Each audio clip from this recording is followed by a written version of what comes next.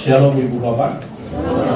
Selamat memperingati hari yang istimewa, yaitu Hari Pengorbanan Kristus yang kita rayakan atau kita peringati sebagai Jumat Agung. Ya, haleluya.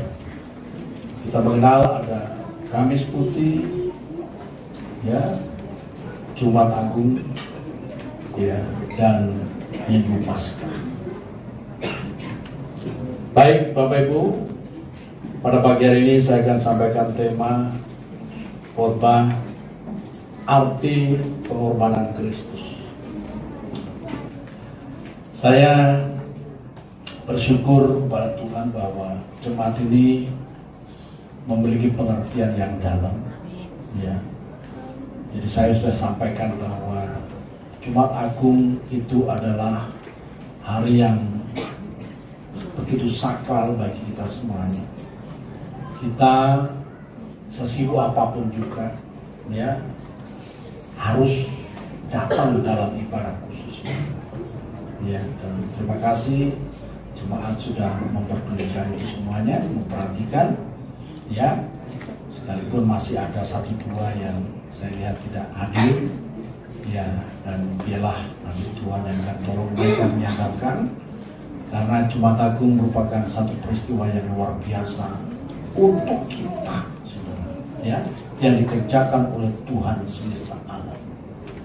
Dan Jumat Agung seperti yang sudah saya sampaikan juga, saya melarang keras jemaat merayakan atau ya merayakan Jumat Agung di luar gereja. Apalagi ada kesan hura-hura, perayaan-perayaan. Makanya saya tidak sebut ibadah Jumat Agung ini bukan perayaan, tapi peringatan Jumat Agung. Saudara, ya, saya melarang jemaat Tuhan untuk melaksanakan ibadah Jumat Agung ini, apalagi di pantai, ya saudara, yang kesana kemari sambil makan-makan, atau di mana. Saudara, kalau ada gereja lain merayakan itu silakan, tapi jemaat GB Bukit Sion, saya minta kita sungguh-sungguh menghormati pengorbanan Kristus. Terima kasih kepada para pelayan Tuhan yang luar biasa, ya, yang membawa kita, saudara, dalam suasana peringatan Jumat Agung. Saya rasanya, saudara, dari awal ibadah tadi sudah hampir menangis rasanya, saudara. Ya, karena apa? Karena memang kita boleh dibawa pada suasana 2000 tahun yang lalu, di mana Kristus ketika itu menyerahkan dirinya untuk saya dan saudara. Ya, mohon maaf pada Bapak dan Saudara yang tidak mendapatkan tempat duduk yang semestinya, ya, tapi saya harapkan Bapak dan Saudara bisa menikmati hadirat Tuhan. Untuk itu saja Bapak Saudara untuk membuka 1 Petrus pasal 3 ayat 18 sampai 20. 1 Petrus pasal 3 ayat 18 sampai 20 saya akan bacakan, ya. Sebab juga Kristus telah mati sekali untuk segala dosa kita. Ia yang benar untuk orang-orang yang tidak benar, supaya ia membawa kita kepada Allah. Ia yang telah dibunuh dalam keadaannya sebagai manusia, tetapi yang telah dibangkitkan menurut roh. Dan di dalam roh itu juga ia pergi memberitakan Injil kepada roh-roh yang di dalam penjara, yaitu kepada roh-roh mereka yang dahulu pada waktu Nuh tidak taat kepada Allah, ketika Allah tetap menanti dengan sabar waktu Nuh sedang mempersiapkan bahteranya, di mana hanya sedikit, yaitu 8 orang yang diselamatkan oleh air bah itu.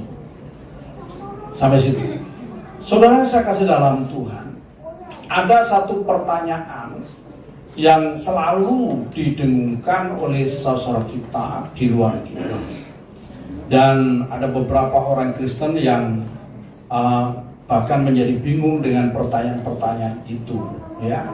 Salah satunya begini: mengapa Yesus itu harus mati? Saudara, ya, mengapa Yesus harus mati? Dan bagi saudara kita sebelah, Yesus tidak mati. Yang mati itu adalah orang yang diserupakan, saudara. Tapi Alkitab, seluruh kitab Injil, mulai dari Injil Matius, Markus, Lukas, dan Yohanes, menuliskan tentang peristiwa yang sangat penting bagi dunia, yaitu Yesus mati. Bahkan matinya secara terkutuk, mengenaskan. Dan kemudian ada pertanyaan berikutnya. Apa arti kematian Yesus bagi umat manusia? Saudara yang saya kasih dalam Tuhan Yesus Kristus, ya, bagi orang yang di luar Kristus, maka hal ini merupakan satu hal yang niscaya, satu keanehan. Bagaimana Yesus seorang manusia mati di salib dapat memberikan pengharapan. Bahkan hari ini sekitar 2,5 miliar penduduk dunia yang telah percaya kepada Kristus menaruh pengharapannya kepada Kristus Yesus untuk keselamatan dan hidup yang kekal. Saudara yang saya kasih dalam Tuhan, ya, bagi kita yang ada di dalam Tuhan, kita memiliki jawaban yang pasti. Sebab apa? Seluruh Alkitab ini memberikan jawaban yang pasti tentang pertanyaan-pertanyaan itu. Orang yang di luar kita tentu tidak dapat memahami akan semua hal yang dikerjakan oleh Allah di dalam Kristus Yesus. Saudara, 2000 tahun yang lalu, sebagai puncak daripada pelayanan Kristus, sebagai puncak daripada kasih Allah kepada dunia, Yesus telah memberikan dirinya, roh, jiwa, dan tubuhnya untuk dunia. Pertama-tama sebagai wujud kasih daripada Allah. Kita semuanya sudah tahu dalam Yohanes pasal 13 ayat 6 dan 17, ya. Karena begitu besar kasih Allah akan dunia ini, sehingga Ia telah mengaruniakan anaknya yang tunggal, supaya setiap orang percaya kepadanya tidak binasa, melainkan beroleh hidup yang kekal. Ayat 17, tambahkan 17, ya. Sebab Allah mengutus anaknya ke dalam dunia, bukan untuk menghakimi dunia, melainkan untuk menyelamatkannya oleh Dia. Saudara kasih dalam Tuhan, jawaban atas pertanyaan mengapa Yesus harus mati, ya, bahkan ada pertanyaan yang berkaitan dengan itu, ya. Tuhan kok bisa mati, saudara?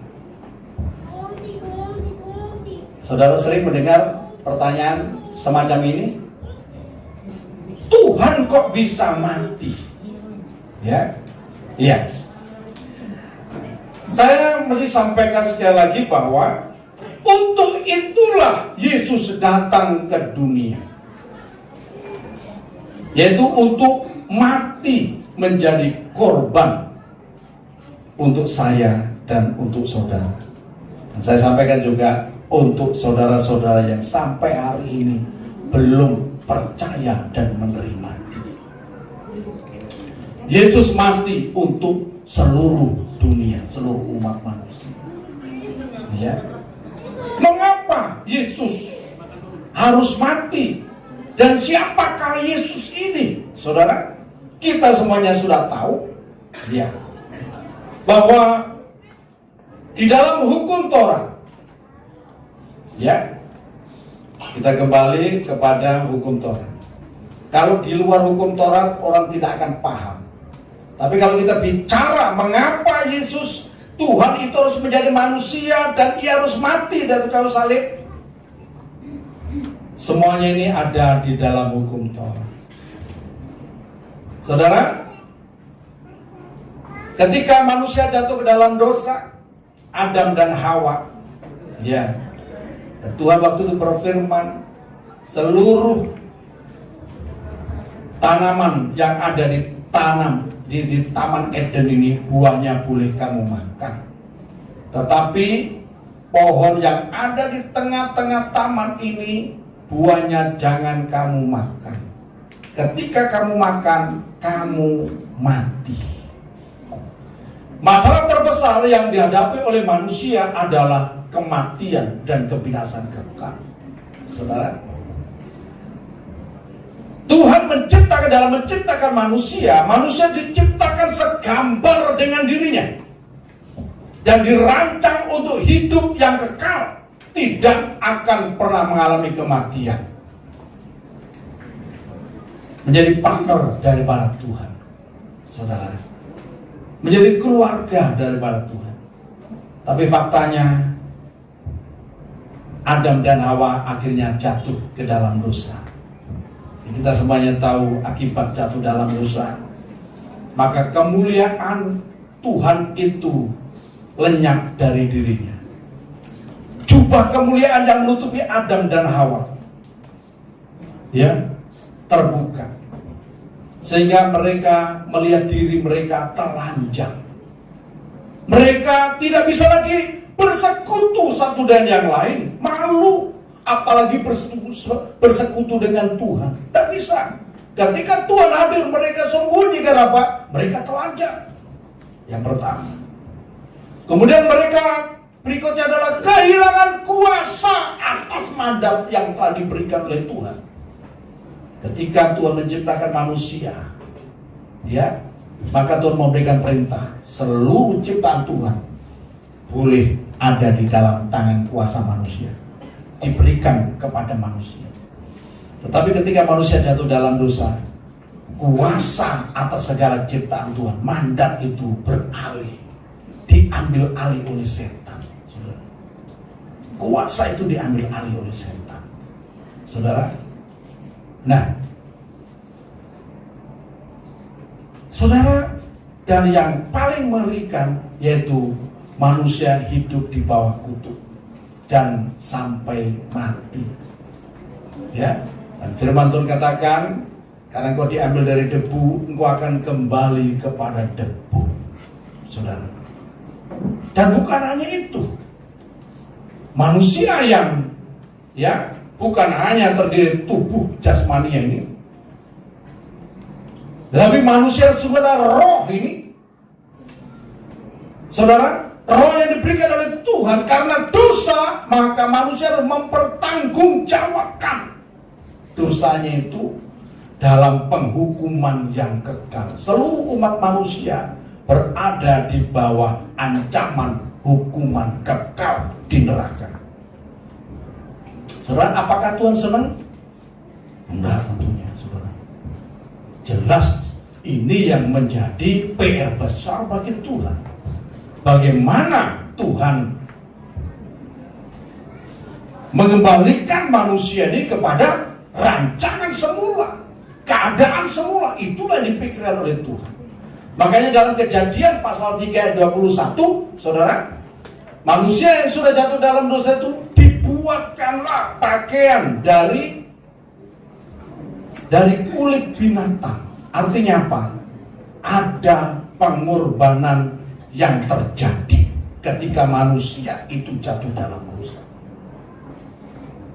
Anak domba yang tidak salah apa itu di Taman Eden harus dikorbankan, dan kemudian dijadikanlah pakaian kulitnya itu untuk Adam dan Hawa. Saudara, tahu manusia itu Adam dan Hawa ketika dia telanjang, dia mengambil daun-daun ara untuk menutup. Itu bicara mengenai kebaikan-kebaikan manusia, dan itu tidak bertahan lama, dan itu lucu di hadapan Tuhan, ya.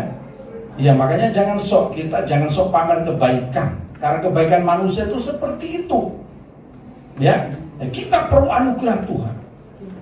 Lah, ini dirancang Tuhan bahwa manusia itu harus dipulihkan lagi kemuliaan Allah, dan juga kuasa dan hidup kekal dalam dirinya.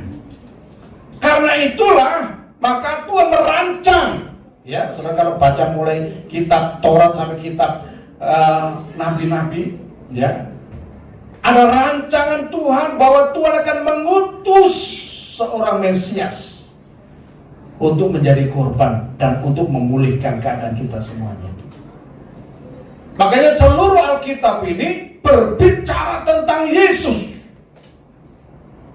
Dalam Yohanes pasal yang kelima, ayat yang ke-41, ya. Ya, saya akan bacakan, saudara, ya. Maaf, ya. Nanti dulu, saya cari dulu. Yohanes pasal yang kelima, ya. Ayat 39. Ya. Yohanes pasal 5 ayat 39. Kamu menyelidiki kitab-kitab suci sebab kamu menyangka bahwa olehnya kamu mempunyai hidup kekal, tapi walaupun kitab suci itu memberi kesaksian tentang aku, namun kamu tidak mau datang kepadaku untuk memperoleh hidup itu. Kemudian ayat 45, ya. Atau 46 sampai 47 saya akan baca, ya. Sebab jikalau kamu percaya kepada Musa, tentu kamu akan percaya juga kepadaku sebab ia telah menulis tentang aku. Tapi jikalau kamu tidak percaya akan apa yang ditulisnya, bagaimanakah kamu akan percaya akan apa yang katakan? Perhatikan, saudara, ya. Nah, jadi seluruh kitab ini, seluruh kitab mulai dari kitab Taurat sampai kitab Wahyu ini berbicara tentang Yesus Kristus. Ya. Jadi kitab Perjanjian Lama menjanjikan tentang penyelamatan oleh Mesias, dan Perjanjian Baru berbicara mengenai penggenapan janji Allah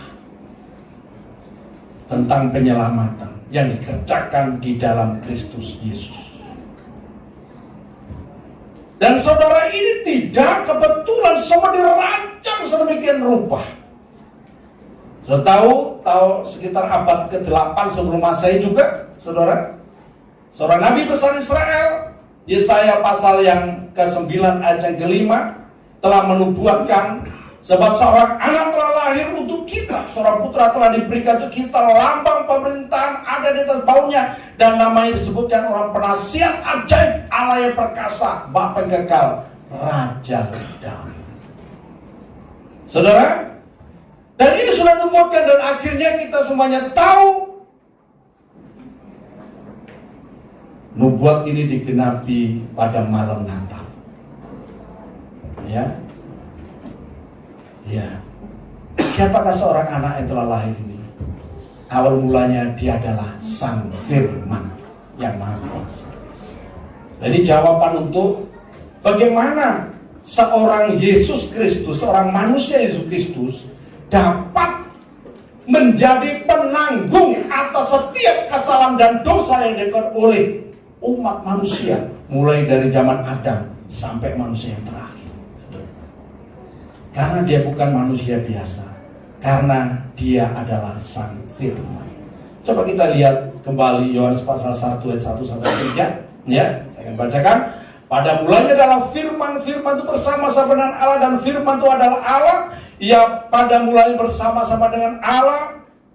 Segala sesuatu dijadikan oleh Dia, dan tanpa Dia tidak ada sesuatu pun yang telah jadi dari segala yang telah dijadikan. Ayat 14 kita baca bersama-sama. Ayat 14 kita lompat. Ayat 14, ya. 2, 3. Firman itu telah menjadi manusia dan dia di antara kita, dan kita telah melihat kemuliaannya, yaitu kemuliaan yang diberikan kepada sebagai anak tunggal Bapa, penuh kasih karunia dan kebenaran. Saudara, saudara yang saya kasih dalam Tuhan, ya. Nah, mengapa manusia Yesus ini dapat menjadi jaminan keselamatan bagi setiap orang? Karena apa? Dia bukan manusia biasa. Dia adalah Sang Firman yang menciptakan segala sesuatu, yang telah menjelma menjadi manusia. Mengapa harus menjelma sebagai manusia? Ya, saudara, sebab kembali lagi ini berkait dengan hukum Tuhan. Saudara, dengan hukum Tuhan, saudara. Iya. Hukum Taurat, ya, menjelaskan bahwa mata ganti mata, nyawa ganti nyawa, mata ganti mata, gigi ganti gigi. Kalau orang culek matanya seseorang, ya, dia harus juga untuk melunasi itu dia harus diculek juga dengan cara yang sama. Itu hukum Tuhan loh. Ya, kalau orang itu sudah berbuat dosa, hukumnya apa? Mati. Mati. Tidak bisa tidak. Saudara, iya. Saudara, dalam Roma pasal yang ke-6 ayat 23 kita semua sudah tahu ya. Saya hanya mengingatkan saja. Roma pasal yang ke-6 ayat 23. Sebab upah dosa ialah maut. Sampai di situ. Sebab upah dosa adalah maut. Dan kita semuanya keturunan Adam, nenek moyang kita, ada keturunan orang berdosa, dan kita semuanya sudah berbuat dosa. Dan tentu kita diancam dengan hukuman maut, kematian yang mengerikan. Kematian kekal. Ya, saudara. Nah, karena itulah maka Sang Firman Allah yang kekal itu harus menjadi manusia untuk menjadi korban. Kalau hukum Taurat, saudara, ya, hukum Taurat, Tuhan memberikan satu solusi pada waktu itu, ya, sebelum kedatangan Sang Mesias, ya. Jadi setiap manusia yang berdosa harus sediakan binatang korban. Ya, harus disediakan binatang korban. Untuk apa? Untuk ditumpahkan darahnya. Entah itu kambing domba, anak lembu, atau minimal, ya, burung tekukur atau anak burung merpati, saudara. Itu kepada orang yang berdosa. Orang yang berdosa itu harus datang kepada imam, dan mengaku dosa, kemudian meletakkan tangannya di atas binatang korban, ya. Binatang korban itulah yang akan menanggung dosa daripada orang yang berdosa itu, dan kemudian disembelih dan darahnya dicurahkan, ya, di mezbah itu, dan dioleskan ke 4 tanduk gitu ya, 4 tanduk mezbah itu, dan kemudian dibakar habis jadi api. Jadi korban orang berdosa itu bukan untuk dimakan, bukan, dibakar sampai habis. Iya. Saudara kasih dalam Tuhan, dan itu, ya, hanya untuk menutup dosa, bukan untuk menghapus dosa. Dan kita menunggu, ya, korban yang sesungguhnya. Makanya Yesus dalam Yohanes pasal 1 di sana dikatakan pada ayat yang ke-29, ya, pada keesokan harinya Yesus melihat, Yohanes melihat Yesus datang kepadanya, dan ia berkata, lihatlah anak domba Allah yang menghapus dosa dunia. Yesus datang menjelma sebagai manusia, dia disebut anak domba Allah yang akan menghapus dosa dunia. Ya, inilah yang dikerjakan oleh Yesus, saudara. Ya. Sebab, saudara, nyawa itu, ya, orang berdosa itu berhutang nyawa. Nyawa itu ada di dalam darah. Ya. Dalam kitab Imamat itu, ya. Ya, saudara, bahwa nyawa manusia itu ada di dalam darah. Ya. Saudara, maka orang yang berdosa itu harus ditumpahkan darahnya, gitu ya. Orang berdosa itu harus ditumpahkan darahnya, saudara. Ya. Dan atau orang berdosa itu harus menebus dirinya dengan dimasukkan ke dalam neraka, baru selesai, lunas utangnya, saudara. Selesai. ya, mati dan kemudian rohnya masuk neraka, selesai gitu. Nah, tapi kan kita binasa selama. Karena itu harus ada korban yang sejati. Ya, orang Yahudi itu menantikan itu semuanya. Tapi kalau saudara bertanya, Pak, kenapa orang Yahudi sampai hari ini kok belum percaya dan belum menerima Yesus? Nanti saya akan berikan penjelasan khusus. Ya, ini sesi yang khusus. Nah, tapi kita bicara mengenai pengorbanan Kristus ini. Saudara, jadi Yesus harus menjadi manusia dan punya darah. Supaya apa? Darahnya bisa dicurahkan. Menjadi korban tebusan buat saya dan buat saudara. Dan sekali lagi, yang mati di salib itu adalah benar-benar Yesus. Bukan orang lain yang diserupakan. Tidak. Ya. Dan pergumulan Yesus kita semuanya tahu. Nanti saudara bisa baca kembali dalam Matius pasal yang ke-26 sampai Matius pasal 27. Bagaimana Yesus bergumul di Taman Getsemane, ya. Kemudian bagaimana Yesus ditangkap, dihadapkan ke pengadilan, mahkamah agama, kemudian dibawa ke Pilatus, kemudian diputuskan untuk divonis hukuman mati, bahkan disalibkan dengan cara yang menanggung hukuman yang sangat mengerikan. Saudara, penyaliban itu hanya dilakukan untuk orang-orang yang kejahatannya itu luar biasa. Pemberontak, pembunuh, itu bisa disalibkan di hukuman salib. Tapi apakah kesalahan Yesus sehingga dia harus disalib? Saudara, karena Yesus mengatakan kepada orang-orang Yahudi, aku dan Bapa adalah satu. Ya, makanya kalau ada orang yang mengatakan, mana buktinya Yesus Tuhan? Ya, ada nggak di Alkitab mengatakan, aku Tuhan, sembahlah aku? Tuhan datang untuk minta disembah, ngemis-ngemis disembah? Tidak.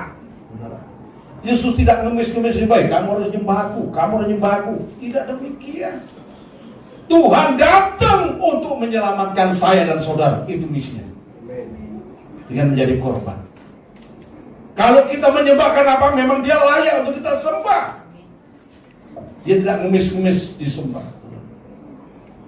Nah, jadi kembali lagi kepada 1 Petrus pasal 3 tadi, ayat 18, ya.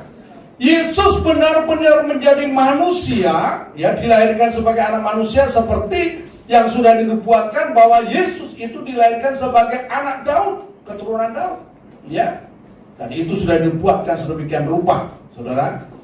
Jadi tidak ngawur-ngawur, tidak secara kebetulan tiba-tiba muncul, tidak. Tapi sudah masuk dalam rancangan yang teliti daripada Allah yang Maha Kuasa, yang sangat mengasihi saya dan saudara itu, saudara. Saya akan baca kembali pada ayat ke-18 tadi, ya. Sebab juga Kristus telah mati sekali untuk segala dosa kita, ia benar untuk orang-orang yang tidak benar, supaya ia bawa kita kepada Allah. Ia yang telah dibunuh dalam keadaannya sebagai manusia, tetapi yang telah dibangkitkan menurut roh. Perhatikan, Allah tidak bisa mati. Amin. Tetapi yang mati itu siapa? Yesus dalam keadaannya sebagai manusia. Allah mengambil rupa sama seperti saya dan saudara.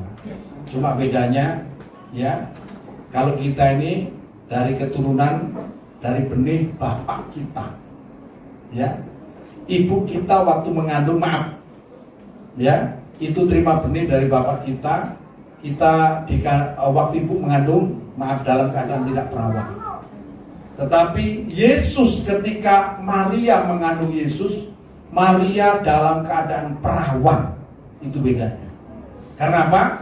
Maria mengandung bukan dari benih laki-laki, tapi Maria mengandung dari Roh Kudus.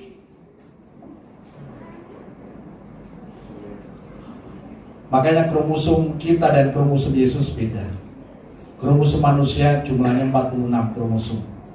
Tapi Yesus, menurut penelitian yang sudah dilakukan, darah Yesus hanya mempunyai 24 kromosom. 23 dari Maria dan 1 kromosom ilahi. saudara. Itu saja bedanya. Ya, tetapi Yesus benar-benar mengambil rupa menjadi manusia sama seperti saya dan saudara. Dia bisa lapar, dia bisa marah, dia bisa capek, dia bisa jatuh cinta, amin? Dia bisa jatuh cinta. Bisa tidak dia jatuh dalam dosa? Bisa. Tapi kenapa Yesus tidak jatuh dalam dosa? Karena dia taat sepenuhnya kepada kehendak Bapa, bahkan taat sampai mati. Itu bedanya, saudara. Makanya kalau kita memang anak Yesus, kita akan belajar taat, amin, kepada firman Tuhan. Ya, jangan pikir nanti kalau dosa gampang. Jangan sepelekan, saudara. Ya, jangan anggap remeh semua. Dan kemudian akhirnya benar, Yesus mati di atas kayu salib. Dan Yesus mati secara terkutuk. Saudara, terkutuk. Bahkan roh Bapaknya meninggalkan dia ketika Yesus mati. Saudara, sehingga tadi kita mendengar dari WL, ya, di jam 3 sore itu Yesus berseru, Eloi, Eloi, lama sabachthani. Allahku, Allahku, mengapa engkau meninggalkan aku? Mengapa demikian? Karena Yesus menanggung kejahatan saya dan kejahatan saudara, dosa saya dan dosa saudara. Maka Bapa yang Maha Kudus tidak mungkin bisa melihat itu semuanya. Untuk sementara Bapa harus, ya, meninggalkan Yesus karena Yesus menanggung dosa. Dan benar saja kemudian Yesus mati, saudara. Saya mau sampaikan, ketika Yesus mati, rohnya masuk ke dalam neraka. Ya, memang Yesus sempat mampir dulu ke Taman Eden untuk mengantar penjahat yang ada di sebelah kanannya yang disalib bersama dengan dia. Yang hari itu percaya, ya. Jadi penjahat itu mati, rohnya langsung diantar Tuhan Yesus ke Taman Eden, Taman Firdaus. Kemudian Yesus menyelesaikan misinya, yaitu masuk ke dalam Hades. Hades itu apa? Kerajaan maut, neraka. Penguasanya adalah setan, iblis. Saudara, penguasa Hades.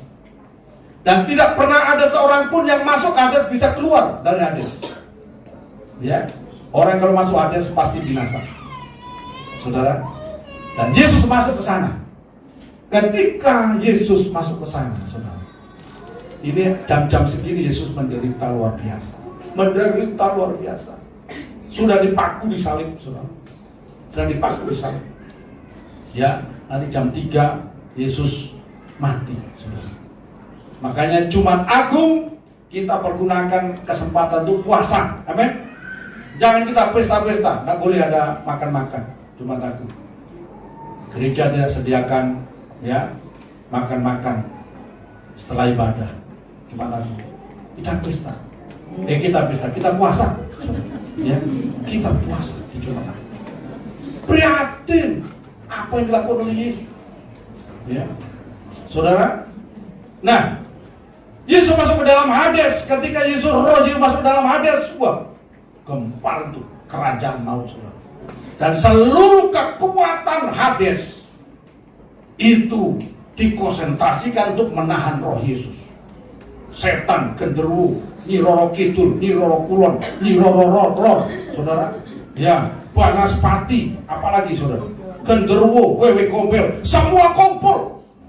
Bagaimana bisa menahan Yesus tetap di Hades?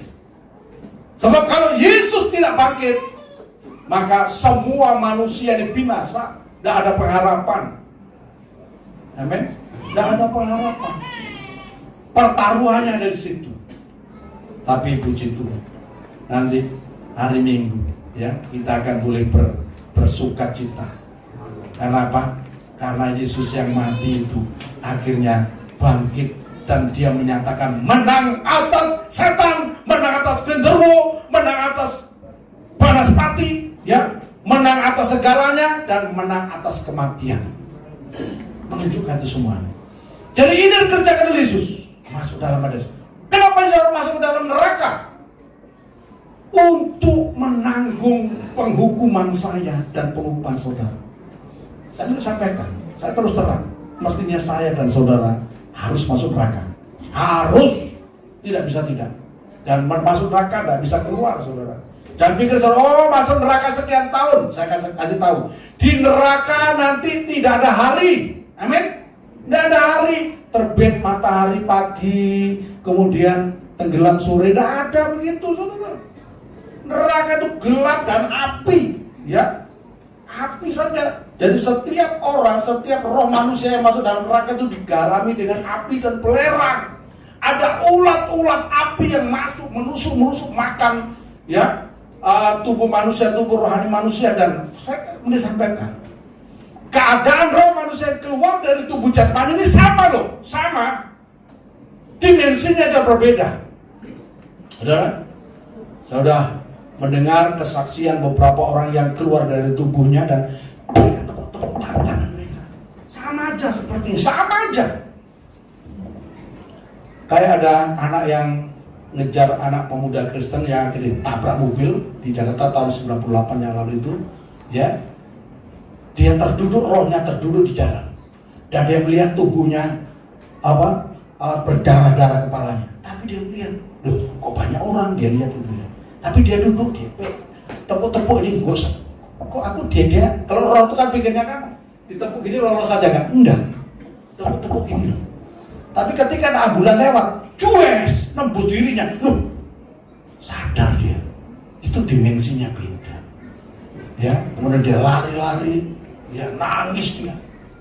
Ya puji Tuhan akhirnya ditemui oleh Tuhan Yesus dan diselamatkan, dihidupkan kembali. Ya, saudara, saya maunya undang dia ke sini untuk berikan kesaksian langsung. Ya, yang mudah-mudahan nanti saya dapat nomornya dia, saudara. Ya, saya kasih dalam Tuhan. Dan Yesus waktu masuk neraka itu begitu, saudara. Tapi kita semuanya tahu sekali lagi bahwa Yesus tidak selama di neraka. Karena apa? Dia menyatakan dirinya Maha Kuasa. Tepuk tangan guna Pak Waduh. Ya. Karena dia adalah Tuhan. Nah, kematian Yesus untuk apa? Apa arti kematian Yesus bagi kita, bagi dunia? Yang pertama, ya, untuk membayar tuntutan, seluruh tuntutan hukum Taurat. Ya, seluruh tuntutan hukum Taurat dibayar oleh kematian Yesus. Ya. Sehingga segala tuntutan-tuntutan, ayat-ayat yang mendakwa saya, mendakwa saudara tidak lagi berlaku. Karena apa? Karena sudah dibayar oleh Yesus. Sehingga di dalam Yesus Kristus, saya dan saudara mengalami kemerdekaan yang sejati dari segala tuntutan hukuman masuk neraka. Karena segala dosa yang pernah saya dan saudara perbuat. Dosa apa saja, saudara? Kecuali saya disampaikan, dosa yang tidak bisa diampuni adalah dosa menghujat Roh Kudus. Hati-hati, ya. Ya, yang tidak akan mendapat pengampunan baik di dunia sekarang maupun di dunia yang akan datang. Ya, dosa apa saja diampuni oleh Tuhan. Bahkan hujat kepada Tuhan Yesus diampuni juga loh, saudara. Luar biasa. Karena apa? Ya, karena memang Yesus mengambil rupa sebagai manusia. Ya, sehingga orang bisa mengambil celah-celah kelemahan seolah-olah begitu, saudara. Diampuni oleh Tuhan, saudara. Ya. Kemudian yang berikutnya, saudara. Ya. Kemudian kematian Yesus membuka jalan bagi setiap kita untuk kita ini kembali kepada Tuhan. Membuka jalan. Ibrani 10 ayat 19 sampai berikutnya. Ibrani 10 ayat 19 sampai berikutnya. Iya. Ya. Jadi saudara-saudara, oleh darah Yesus kita sekarang perlu keberanian dapat masuk ke dalam tempat kudus. Karena ia telah membuka jalan yang baru dan yang hidup bagi kita melalui tabir, yaitu dirinya sendiri. Kita mendapat jalan. Jalan itu apa? Kembali kepada Allah yang benar. Dan Yesuslah benar-benar benar apa dikatakan oleh Yesus dalam Yohanes pasal 14 ayat 6, akulah jalan, kebenaran dan hidup. Tidak seorang pun sampai kepada Bapa kalau tidak melalui aku. Dan Sekarang saya dan saudara telah mengenal Allah yang benar. Kenapa? Karena kurban darah Yesus untuk saya dan saudara. Kita sekarang sudah diterima oleh Yesus, oleh Bapa di surga. Ya, dipulihkan, bahkan keadaan kita sudah dipulihkan. Sekali lagi, status saya dan status saudara di dalam Tuhan sudah dipulihkan. Saudara, dulu kita ini hamba dosa sebelum kita menerima Kristus, ya, karena akibat dosa, dan kita akan masuk dalam penghukuman yang kekal. Tetapi di dalam Tuhan Yesus Kristus, sekarang saya dan saudara adalah anak-anak Allah. Amin. Status saya dan saudara anak-anak Allah. Ya. Dan sebagai anak, kita semuanya tahu, kita dapat menyebut Tuhan itu ya Aba, ya Bapa, ya apa? Tidak ada di dunia ini manusia kelompok mana saja bisa menyebut Tuhan itu ya Aba, ya Bapa. Hanya orang-orang yang percaya dan menerima Yesus yang bisa menyebut Tuhan itu ya Aba, ya Bapa. Dan Tuhan itu menjawab, ya anakku. Saudara, hanya saya dan saudara, orang-orang dalam Yesus Kristus yang dapat menyebut Tuhan itu Bapa. Saudara. Iya. Dan kemudian saudara, kita memiliki damai sejahtera yang luar biasa. Ya. Nama saya dan nama saudara ada tertulis dalam buku kehidupan. Saya mesti sampaikan sekali lagi, apa istimewa kita di dalam Tuhan Yesus Kristus. Selain daripada status kita sudah dirubah dari dulu bukan siapa-siapa, sekarang kita menjadi anak Allah. Saya dan saudara selanjutnya memiliki kepastian, jaminan yang pasti, kita pasti diselamatkan. Amin. Karena nama saya dan nama saudara ada tertulis di dalam buku kehidupan anak domba. Setiap orang yang dilahirkan baru dalam Kristus Yesus, ya, dia sudah menerima jaminan keselamatan.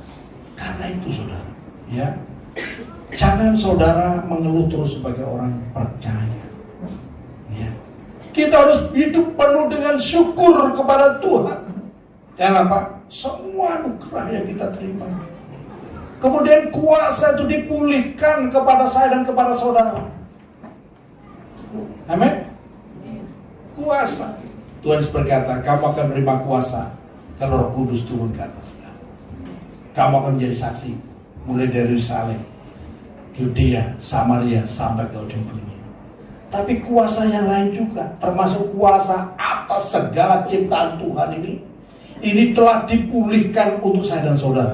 Makanya kenapa saya berdoa supaya hidup saudara diberkati dalam Tuhan. Kenapa? Saudara punya hak untuk itu. Kuasa itu sudah dipulihkan. Saya berimajinasi saudara sekali waktu nanti menjadi orang yang hebat, ya, jemaat Tuhan, ya, punya perusahaan-perusahaan diberkati dan menjadi berkat bagi banyak orang. Kenapa? Loh, ini janji Tuhan kok. Ini yang sudah dikerjakan, bukan hanya janji, tapi sudah dikerjakan oleh Tuhan untuk saya dan saudara. 2 Korintus 8 ayat 9 saya minta tayangan, kita akan baca bersama-sama lagi, ya. 2 Korintus 8 kita baca bersama-sama. 2, 3.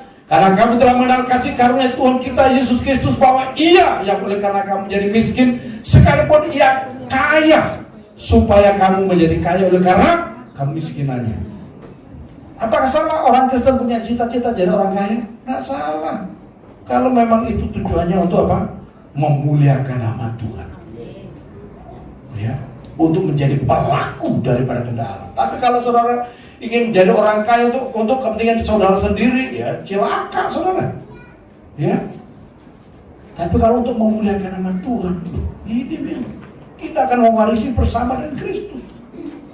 Kita alat Tuhan, dipakai oleh Tuhan untuk menjadi alat Tuhan bagi dunia ini, saudara. Ya. Efesus pasal 2 ayat 13. Saya tadi sudah sampaikan bahwa kita memiliki damai sejahtera. Ya, Efesus pasal 2 ayat 13 sampai ayat 19 saya akan bacakan, ya. Demikian. Tetapi sekarang di dalam Kristus Yesus, kamu yang dahulu jauh sudah menjadi dekat oleh darah Kristus. Karena dialah damai sejahtera kita yang telah mempersatukan kedua pihak dan yang telah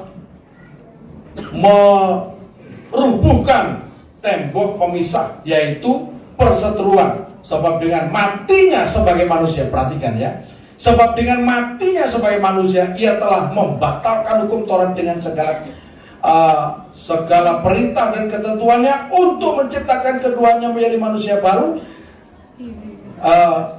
menjadi satu manusia baru di dalam dirinya, dan dengan itu mengadakan damai sejahtera dan untuk memperdamaikan keduanya dalam satu tubuh dengan Allah oleh salib, dengan melenyapkan perseteruan pada salib itu. Dan perhatikan ya, jadi di dalam Kristus Yesus ya, sekarang kita ini memiliki damai sejahtera yang luar biasa. Kita tidak hidup lagi di bawah tuntutan hukum Taurat, tetapi kita hidup di dalam anugerah Allah. Tetapi saya mesti sampaikan ya, saya mesti sampaikan warning untuk kita semua orang Kristen ya. Sekalipun kita hidup dalam anugerah Allah, tetapi kita tidak boleh menganggap rendah anugerah Allah itu. Dengan apa? Akhirnya kita hidup dalam dosa. Ada orang berkata demikian, karena Yesus mati untuk menanggung dosa kita, maka kita bebas hidup melakukan dosa. Loh, ini ajaran sesat, keliru. Yesus mati untuk menebus dosa kita, supaya kita apa?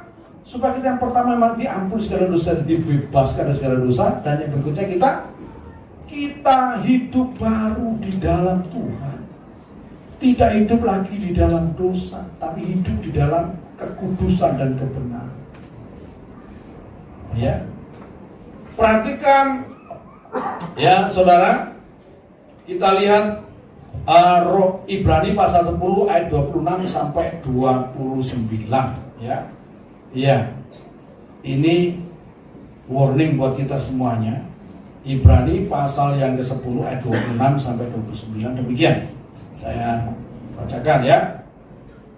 Sebab jika kita sengaja berbuat dosa sesudah memperoleh pengetahuan tentang kebenaran, maka tidak ada lagi korban untuk menghapus dosa itu. Tetapi yang ada ialah kematian yang mengerikan akan penghakiman dan api yang dahsyat yang akan menghanguskan semua orang durhaka. Sampai situ aja, saudara. Perhatikan.